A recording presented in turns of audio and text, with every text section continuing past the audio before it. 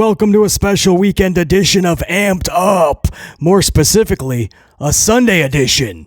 We're hardly ever able to do a Sunday episode, so BC is super pumped for this record. We're actually going to be featuring the NXT Deadline review in this edition of Amped Up. So, pumped up. It's a 5-match card for this NXT Deadline. There's 2 Iron Survivor matchups, one for the dudes, one for the ladies. There's 2 title matches, NXT Tag Titles, and the NXT Championship challenger Ridge Holland versus champion Trick Williams. And there's an underground matchup for the ladies. It's going to be Lola Vice, Jaida Parker. 2 ladies I'm very high on. 2 ladies I know have so much potential in this industry, and I'm talking way past NXT. I'm talking main roster potential. Their promos just get better and better. Their presence. Can't wait to see what these ladies do in that matchup. It's all coming up in this review. We're actually doing this cold open teaser before NXT Deadline even hits the airwaves, guys. And after each match, I'm actually going to cut these reviews.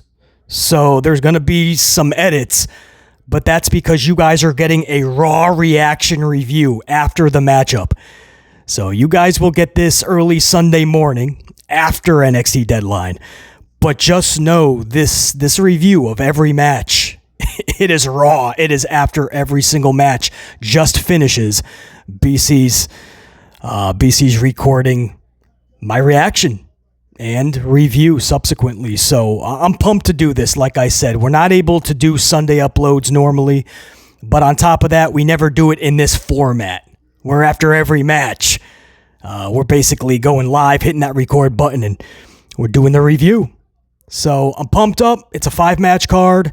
That's your cold open teaser. Sit back, max, relax while BC drops those facts. If you're coming on in and you don't have a lot of time right now, maybe you're just stopping by to say, what's up, BC? Smash that up and support the channel. Guys, much appreciation, much respect to you guys. I thank you. This will be up on the channel, so come back later after you do what you got to do on your Sunday. I totally understand. This will be up. Stop by afterwards and catch it. But I appreciate you stopping by just to show that love and support. Right back to you. And for those of you guys ready to rock out now, let's do it. As I said, grab your bevies. It's 44 dive time. Let's go.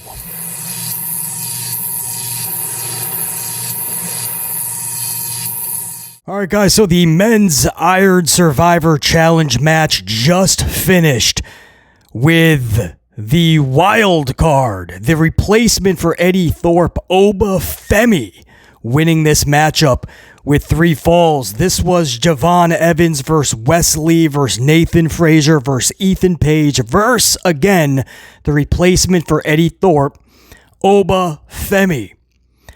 Now, BC is usually in the minority with this type of match. I know a lot of fans really enjoy these Iron Survivor challenges. They're a lot of fun. They're unpredictable. I get it. BC is not a fan because, usually anyway, but I take it match by match. But I'm not a fan because they're usually not realistic to BC, right? You have a 25-minute limit. 25 minutes, 5 dudes. 2 men start, and then after every, 5 minutes, you get the next person in. After 25 minutes, whoever has the most falls, the most pins, they're the winner. The problem is you usually have like 100 pinfalls in just 25 minutes. Slight exaggeration. Slight. But in all seriousness, like in this matchup, for instance, you had 9 pinfalls, guys. 9 in 25 minutes.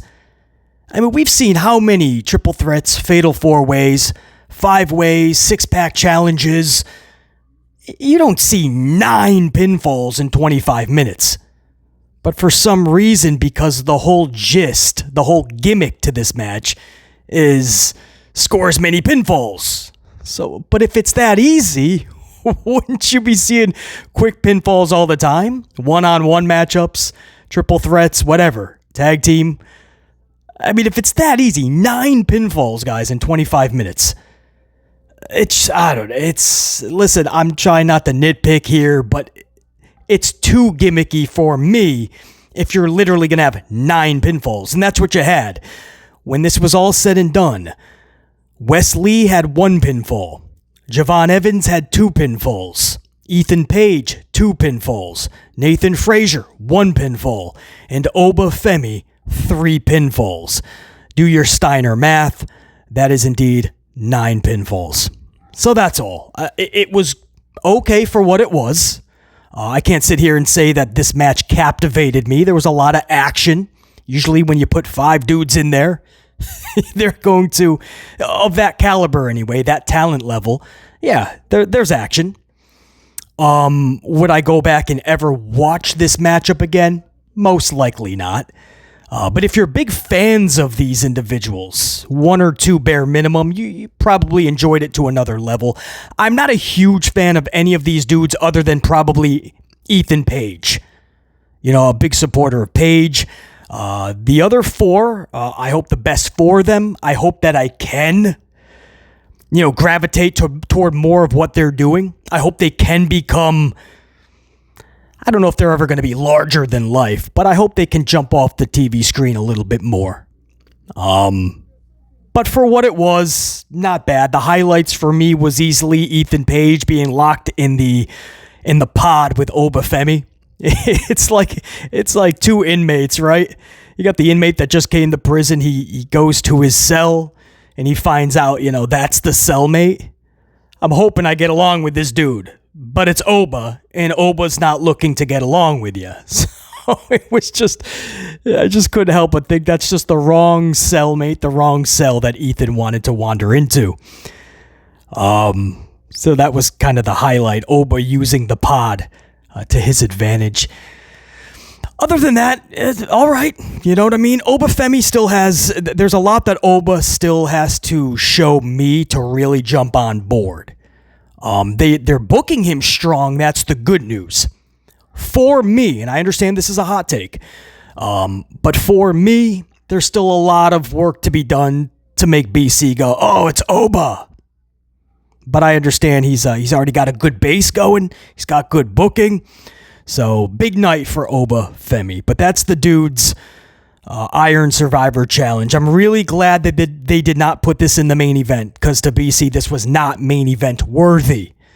So Oba is going to move on. He is now the number 1 contender to that NXT championship. All right, no harm, no foul. It's just getting underway. So we'll see what match number 2 is.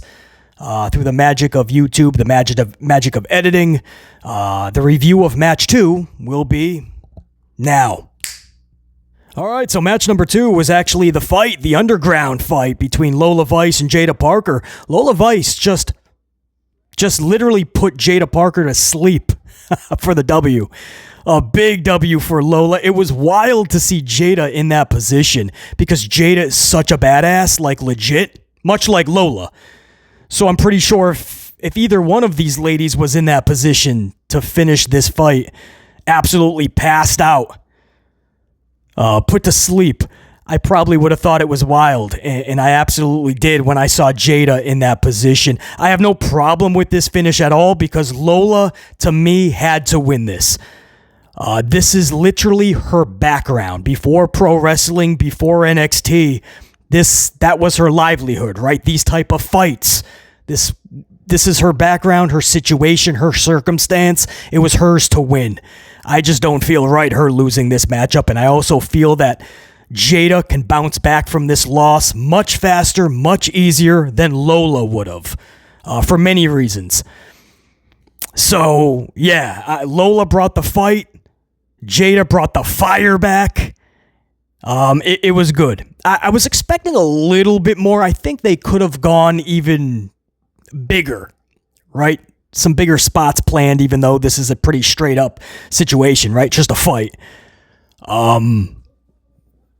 But for all intents and purposes, they went in there and they rocked out. I love watching these ladies do what they do. So you put them together, and I just sit back and absolutely, I just get captivated by every moment that they dished out. And I believe that was roughly 15, 16 minutes from top to bottom, beginning to end, start to finish. So they gave them some time in this fight as well. So Pretty cool. My one negative out of this, the one nitpick that I will deliver to you guys in this review is all of the wrestler security, whatever they call them, fight spectators, the ones that just pound the canvas and scream during the entire match/fight. I just hope they tone it down in the future. I understand they're supposed to make this chaotic feel to make it feel differently, but it takes away from what the competitors are actually doing. There was many times where I wanted to watch the exchange between Lola and Jaida, and I couldn't help but look at the dude in the corner or the dude over there, the lady down there that's being over animated, right? Over the top. Exaggeratory to the highest of levels, just pounding away and screaming. And I can't help but think, I don't know how many fights they've ever witnessed. Maybe they've never witnessed a fight. So this is the greatest thing in the world to them. But I can't recall one fight that I've witnessed where I was that excited to see it.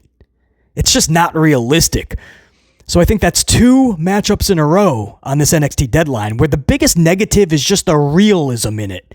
You wouldn't have 9 pinfalls in 25 minutes. I don't care how many dudes are in the match. And then fight number 2 here. I just don't think people would be that pumped up and excited to see a wrestling match. I understand Shawn Michaels is telling them that. That's the whole purpose, right? Go out there and just create this chaotic feel. But it is taking away from the actual fight. And that's when it becomes an issue. It's too over-animated. I mean, they're in there looking like AEW referees. You guys ever see AEW referees? They're so animated. They take away from the match because you can't help but look at the just clown activity that they're doing. It's just relax, man. You're the third wheel in there. Let the spotlight be on the competitors. That's my nitpick on this, guys. Just too much. We get it. You created a chaotic atmosphere. Once in a while, pound away, scream, okay. That's it. That's my critique on it. The good news is the negative has nothing to do with Lola and Jaida. They brought the fire. They brought the fight. The best part for me is one of these pro wrestlers that are pounding away on the canvas, right? Jaida tries to crawl over to him. He grabs the shirt. She grabs his shirt.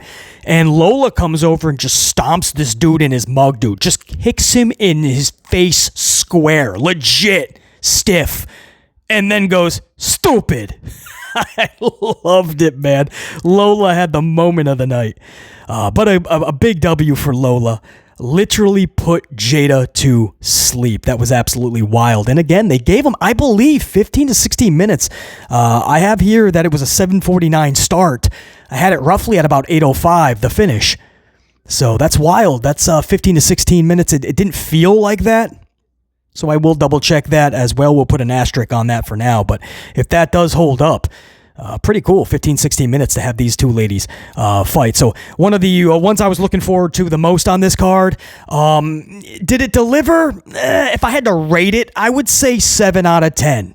And that's because I know these ladies can do so much more, so much. But it was good for what it was. I think it's good placement on it. Still have 3 matches to go. Hopefully the night picks up. Because right now I think we're playing it pretty safe. Nothing over the top. Nothing I'd go back and watch. Match number 3 actually just started, guys. This is the Tag Team Championship match. So I am going to view this through the magic of YouTube and editing. We will review the finish in this whole match, and we'll do it right now. So the tag title match just finished up. Your champions Axiom and Frazer versus your challengers No Quarter Catches, Miles and Tavion. This was a good little tag title match. There was a strong good that I want to speak of and a strong bad. The strong good is the storytelling in this matchup. There was a lot of good story, like Frazer pulling double duty. Basically going to war in that first matchup, the Iron Survivor Challenge. What is he even going to be able to deliver in this matchup? Is he leaving his tag title holder partner, Axiom, out to dry? Is he doing him dirty, right? Because that was the whole friction, which is the second really good story in this. Not just what can Frazer even deliver in this matchup, but the friction and the tension between the two, Axiom and Frazer. And at the end of this match, Frazer actually caught a missile drop kick from the top from his own partner. So at that point, you were like, uh-oh. And then moments later, no quarter catch is going for the cover. I thought that was it. 1, 2, 2 9/10. There was able to be a kick out there. But yeah, the storytelling, you don't see that often in a tag division. These days, there's basically no care in tag divisions. There's a lot of good tag teams, but no real division because promoters are not telling the audience why they should care. They're not making these divisions feel special. There's nothing prestigious about them. But when you deliver matchups like that with the storytelling behind it, damn, dude, NXT hit it out of the park with this tag match. Now, the strong bad that I will say is the same thing I say on the main roster, and you can say this basically about every promotion, from AEW down to the local bingo halls and the independents. You're starting to see this with tag team divisions everywhere. The finish to this match, and you could say it for most of these matchups, these tag matchups, but the finish especially in this title match, it basically turned into a tornado tag. The problem is, it wasn't a tornado tag match. They say BC, it's kind of a nitpick. I mean, it's going to happen. There's a lot of action that has to be had. It's a microwave society, so fans just want the action. I get it if it's like 20 seconds, 30 seconds. I'll give you a full minute. Deal? 90 seconds? Minute and a half? But minutes of them all being in the ring together, guys, it's not realistic. There's breaking the rules and then there's just no rules. And it makes the referee look absolutely ridiculous, lost. Because the referee can't even, after a while, the ref can't even act like he's trying to get people out of the ring. Because it's going to be so goofy. So he kind of has to just play along. It's kind of like, yeah, this is... Hopefully nobody will realize that all four dudes have been in there for several minutes. Hopefully nobody will question if it's tornado or not. They'll just be so enamored by all the action.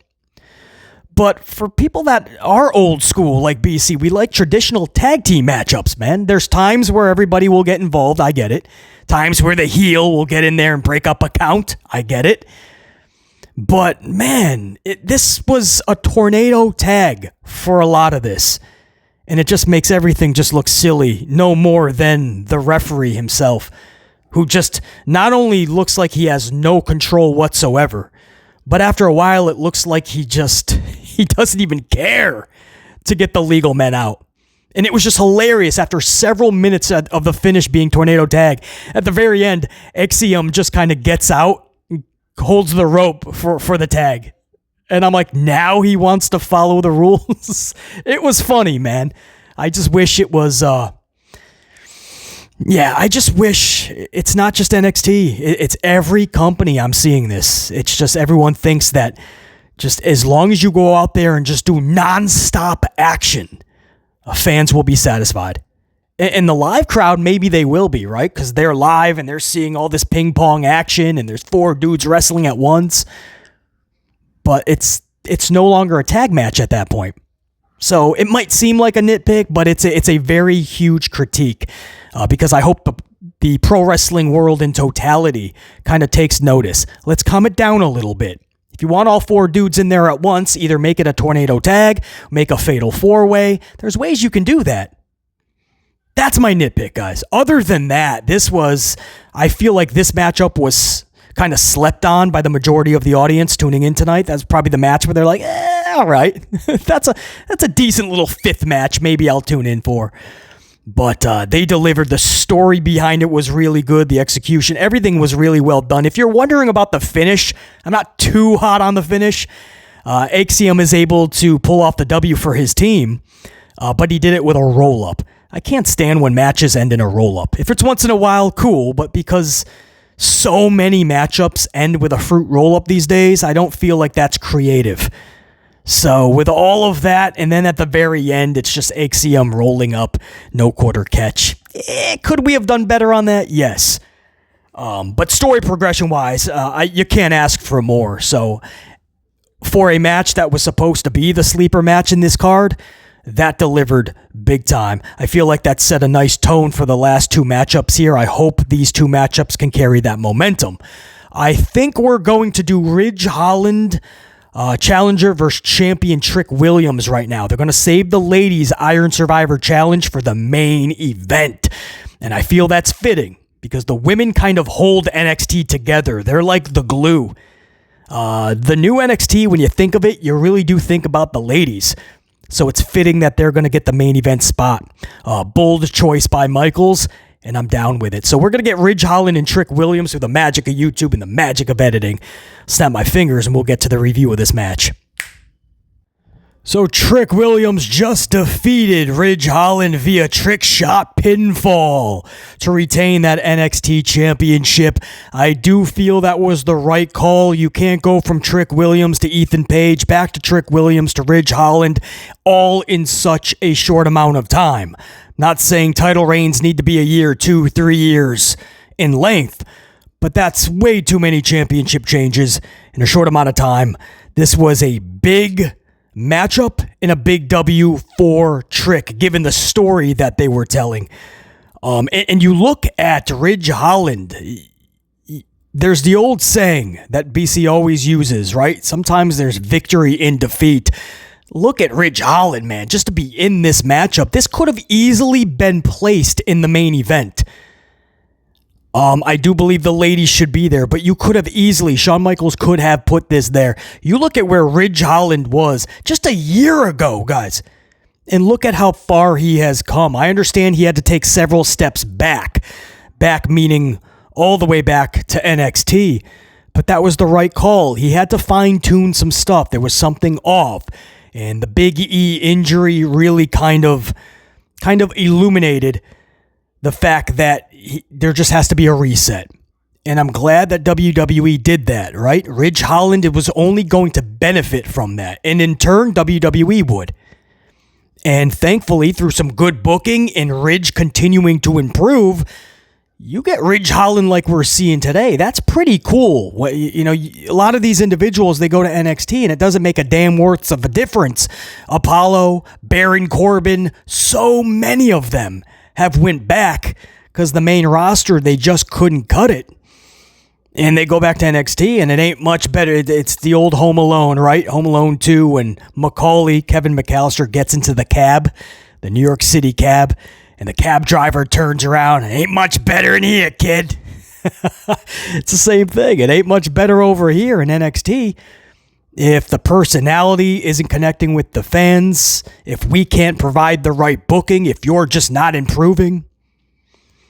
Anyway, my spiel is for Ridge Holland, he went back and it's all clicking, man. This is the best version of Ridge that we have seen.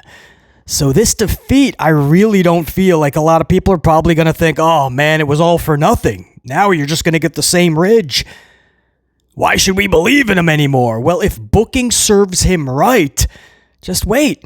Shawn Michaels can't stop now, right? Tuesday. They have to pick up right where they left off. You have to give your fans an even bigger reason now to invest into Ridge, now that he lost that match. So this is not the end of Ridge Holland for this loss, guys. This was the right decision. I just did not feel right with Trick losing this match, and he did not. Big pinfall. This is one of those matches where it could have been pretty good or pretty bad, right? Depending on many elements. I don't think it was ever going to be in the realm of really good or even really bad. But pretty good and pretty bad. And it was up to those two to determine which. And thankfully, it was actually pretty good. This was a pretty damn good matchup. Finish. Both dudes absolutely amped up. The wildest spot in the match was something that could not be botched. And it was Trick Williams going over the top rope, but he gets his neck caught between the top and second rope, and he actually flips over with the ropes pretty much choking him. And it's a spot you can't botch because it affects the rest of the match, because they sold Ridge's finisher afterwards, and somehow Trick was able to kick out, but they really sold that injury. If Trick muffed that, if Trick botched that, it would have threw everything off, I feel. And just the feeling of whatever happens next. But Trick didn't just not botch it. He absolutely hit that to perfection. Trick just went in with no hesitation, full steam ahead, full confidence, and he nailed it. So that was easily the spot of that match for BC. Yeah, there it is, man. Pretty straight up review of that match, man. Trick Williams, Ridge Holland, an old school heavyweight matchup. You know, where there's no bells and whistles. You don't gotta over-exaggerate spots or overdo it. It's just an old school feel of a heavyweight matchup. And they pulled it off. A pretty good matchup. So now we go into the main event. This is going to be the ladies' Iron Survivor Challenge. There's some heavy hitters in this one, man. Giulia, Stephanie. Oh, man. Soul Ruca, actually, in these multi-female matchups, she just really shines somehow. So it'll be interesting to see Soul in this. Yeah, let's just go do it, man. Ava's speaking now. I'm going to hear what she has to say through the magic of YouTube and editing. We will be talking about the ladies' main event right now. All right, so basically, guys, what we are doing is we're going, you know what, screw the playback. Hopefully you guys can hear me. We're going live for the finish of this main event because it is that good. There's 48 seconds left. Giulia has one pinfall. Stephanie has one pinfall. Zaria has one pinfall. Soul Ruca has one pinfall. Sinclair has 0. I don't even know what that move was. Soul Ruca is a star of this match. I am convinced that Soul Ruca is not a human being. She is an airplane. That's it. That's my comment. She's an airplane. And I fully support that comment. In the future, I will keep saying that. Soul Ruca is an airplane, not a human. The things she is doing, what a soul catcher onto Sinclair earlier in the match. Her springboard, what was it? I don't even know what it was. Some gymnastic type moonsault over the top rope. She literally could have landed in Quebec. She's still, with 5 seconds left in this match. Oh, Wren's actually going for a pinfall. Sinclair just pinned Soul Ruca in the final seconds, no? Oh, my timing is off. There's still 30 seconds in this match. It's tied 1. All 6 ladies have a victory. Sinclair got a pinfall in the final seconds. Zaria has been amazing in this match. Zaria went through the table earlier, the commentary table. I never heard a sound like that. I've never heard a pro wrestler go through a table and hear that sound. Oh, Giulia just pinned Zaria. I believe that Zaria pinned Giulia earlier, so that's some payback. Giulia just won with the final seconds. Giulia's going to win. Stephanie almost pinned Giulia, but they ran out of time. It's going to be Giulia. Giulia, with 2 pinfalls, wins this main event. She is the number 1 contender for Roxy's Women's Championship. Stephanie will end with 1 pinfall. Sinclair 1. Soul Ruca 1. I said Zaria. Everybody has 1. So basically, 6 pinfalls in this 25-minute matchup. Better than the dudes that had 9. This is a little bit more realistic. 6 pinfalls, 6 decisions in 25 minutes. I can live with that a lot better than 9. I had to go live in the final minute because this main event was so good. These ladies produced. This is a tough position to be in. They stuffed these ladies in the main event and they said, good luck. This is it. Ain't no room for failure here. Good luck if you're botching this. You won't hear the end of it. They knew. Zaria was so good in this match. Like I said, her being double powerbombed through the table, I never heard a sound like that. But then Zaria, there was one point where Stephanie was in the corner, seated in the corner. Zaria had Giulia on her back like a backpack and ran to the corner and actually did a somersault and flipped Giulia and her into Stephanie upside down. I hope that makes sense. It was wild. So Zaria is not just a big lady with no talent. She has mega talent. And the world just found that out tonight. I do feel like the star was Sol Ruca. She's just so flippin' good, bro. Sol the airplane Ruca. Stephanie was good in this matchup, but Giulia just overshadowed her. The 2 pinfalls. At the final second, Stephanie had Giulia rolled up, but the time expired. Are we going to see Roxy come to the ring or stand at the top of the aisleway? Have a little stare down with a Giulia, maybe? Oh, Giulia's getting that old school Japan streamers, man. You see a lot of this type of celebration in Japan. So this is right at home for Giulia. The streamers, the confetti, oh, the look on the faces of Sol Ruca and Stephanie and Sinclair and Zaria. It's such disappointment on their faces, man. They would have loved this type of party. This is a huge celebration. That looks like it's going to be it. I'm seeing the credits, executive producers, Paul Levesque, Lee Fitting, Shawn Michaels. They got to give themselves the pat on the back these days. Giulia is going to end the show staring up to the heavens with a massive celebration. This was the calling card for Giulia. If anybody doesn't know much about her, the NXT audience, the American audience, this was her calling card. This was Shawn Michaels going, go out there and show the world who and what you are. Let me put back my playback, guys, if you don't mind. Give me 1 second here.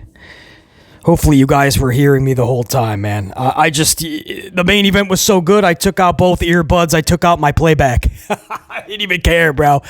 I sound pretty good now, so I think we're still with it. Camera angle is a little off, but I don't care, man. I rushed live to just be in the moment with this review. This was such a good main event. Easily the match of the night for BC. Easily.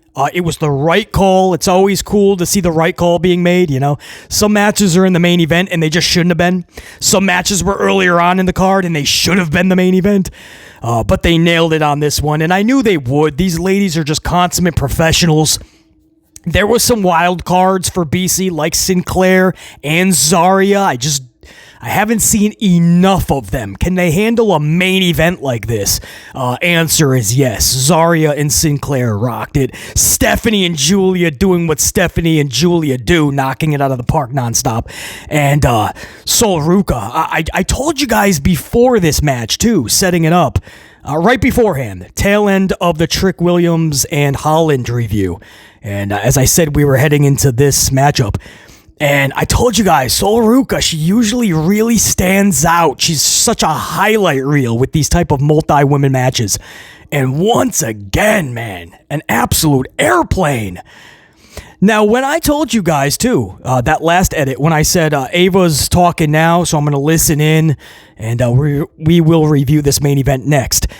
Well, what Ava was talking about was all these events coming up, future PLEs, but Tiffany Stratton showed up, Tiffy time, and said that she just had a Tiffany epiphany. What if she cashes in on the NXT Women's Championship, and she'll be in La La Land, which is what she calls LA? Because that's where, is that going to be New Year's Evil? I believe that's in LA. I don't know. Ava said a bunch of stuff. But Tiffany Stratton teasing an NXT women's cash-in. Obviously, that's just a tease. I would hope that that's not what the Money in the Bank is going to be used for, especially when you have a storyline right there with Nia. You could do anything you want with a Morgan or anybody else who's going to win the championship. Tiffany Stratton needs to be cashing in on the main roster. That's obvious. Not the NXT. But it was a pretty cool thing to see Tiffany come back to NXT. And even just to tease it and set up this big main event. So that was pretty cool. Guys, that's what I got for you. That's the NXT Deadline review. It was a decent show. I at no point did I feel like I'm wasting my time on the show. Now that the show is over, start at 7, 2 hours, 45 minutes-ish. So not even a 3-hour show. I don't feel at all that I wasted 2 hours and 45 minutes. Now, would I go back and watch this again? Most likely not. If I did, it would be that main event, though. I mean, that would be the asterisk. But it's like watching a decent movie. In that moment, you feel like a certain genre or whatever. So you choose it. It's decent. You got nothing bad to say about it, but you probably won't watch it again. pretty much NXT Deadline, but for the card that they delivered on paper, my expectations weren't as high as many others. So maybe that's why I'm actually more okay with this. Maybe there's individuals that had high expectations, and maybe this event didn't exactly live up to it. I don't know. I didn't mind this last 2 hours and 45 minutes at all. I was definitely in the mood to get away from other business for a couple 2-3 hours, and this was a good way to do it. I'm so glad I was able to review this for you guys, give you guys a special weekend edition, special Sunday edition of the Amped Up Show. Until next time, and there will be that next time, BC in the unit saying check you. Salud!